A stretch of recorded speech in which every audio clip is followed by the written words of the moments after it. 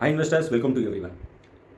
America மற்றும் Iran வார எந்த அளவுக்கு சீக்கிரமாக முடிக்கணுமோ அந்த அளவுக்கு வந்து அமெரிக்காவுக்கு ரொம்ப நல்லதுங்க. ஏன்னு கேட்டிங்கன்னா, அமெரிக்காவில் அதிகபட்சமாக 50 to 70% மக்கள் வந்து நேரடியாக ஸ்டாக் மார்க்கெட்டில் லாங் டைம் இன்வெஸ்ட்டில் ஈடுபடுறாங்க. ஸோ அந்த லாங் டைமில் ஈடுபடுற மக்களுக்கு வந்து ட்ரம்ப் என்ன வாக்குறுதி கொடுத்து இந்த எலெக்ஷனை ஜெயிச்சுட்டு வந்து இங்கே பிரசிடெண்ட்டாக வந்து நின்றுருக்காருன்னா, நான் ஒரு பிஸ்னஸ் மேன், தென் இந்த ஸ்டாக் மார்க்கெட் நான் ரொம்ப நேசிக்கிறேன். ஸோ இது ரெண்டு விஷயம் வந்து அவர் வாக்குறுதி கொடுத்து இந்த ஸ்டாக் மார்க்கெட்டை நான் பெரிய லெவலுக்கு எடுத்து போகணும்னு சொல்லிட்டான்.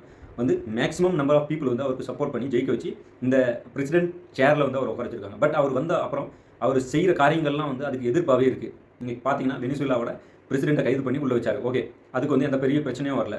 தென் இஸ்ரேலோட சேர்ந்து ஈரான் மேலே அட்டாக் பண்ணாங்க. ஸோ இஸ்ரேலுக்கு வந்து ஈரான் ஒரு எதிரி. ஸோ அவங்க அட்டாக் பண்ணணும்னு நினைக்கிறாங்க. பட் ட்ரம்ப்புக்கு என்ன தெரியணும், இந்த 20% ட்ரம்ப் வந்து பெருசாக இறங்கி ஈரான் மேலே மிசைல் எல்லாம் ஏவி விட்டதால் ஈரான் பதில் தாக்குதல் பண்ணாங்க. ஸோ இந்த பதில் தாக்குதலால் இப்போ வேல்டே ஒரு ரெனகலமாக ஆகி நிற்குங்க.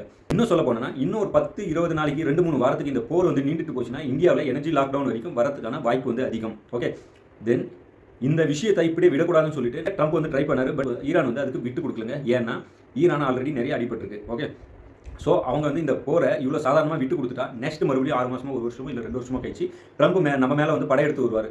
அதனால் அவங்களுக்கு வந்து தக்க பதிலடி கொடுக்கணும், இல்லை அதுக்கான வேலையை வந்து கண்டிப்பாக அமெரிக்கா கொடுத்தாகணும்னு சொல்லிட்டு அவங்க நிற்கிறாங்க.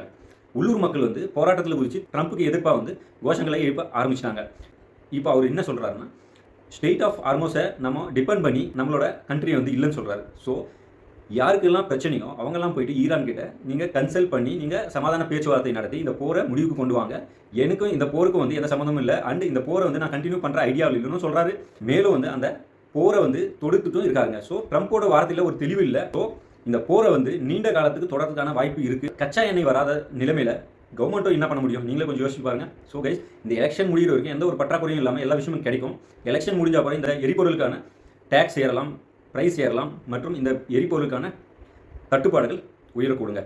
ஓகே கைஸ், இதெல்லாம் நம்ம பேசக்கூடிய நேரத்தில் நம்ம வந்து இதுமாரி நேரத்தை வந்து நீங்கள் நல்ல விதமாக யூஸ் பண்ணிக்கணும்னு நினச்சிங்கன்னா உங்களோட கேபிட்டலை நீங்கள் பை கேஷாக நீங்கள் சேமித்து வச்ச காசுகளை வந்து இப்போ என்ன பண்ணணும், நல்ல நல்ல ஸ்டாக்ஸ்.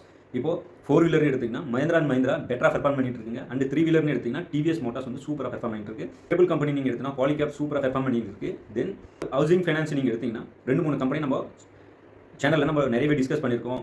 அண்ட் ஃபைனான்ஸ் கம்பெனினா உங்களுக்கு சொல்லி பஜாஜ் ஃபைனான்ஸ் வந்து இப்போ சூப்பர் வேல்யூஷனில் கிடைக்குதுன்னு சொல்லிட்டு அது போன்ற நல்ல நல்ல ஸ்டாக்ஸை நீங்கள் என்ன பண்ணணும், ஃபண்டமெண்டல் அனலைஸ் பண்ணி இது மாதிரி நேரத்தில் வாங்கி வைக்கணும். அண்ட் கேஷில் வாங்குங்க தயவுசெய்து. ஏன்னா இந்த மார்க்கெட் வந்து 1 வருஷம் 2 வருஷம் உங்களுக்கு ரிட்டர்ன்ஸ் கொடுக்காம கூட ஏமாத்துறதுக்கான வாய்ப்பு இருக்குங்க.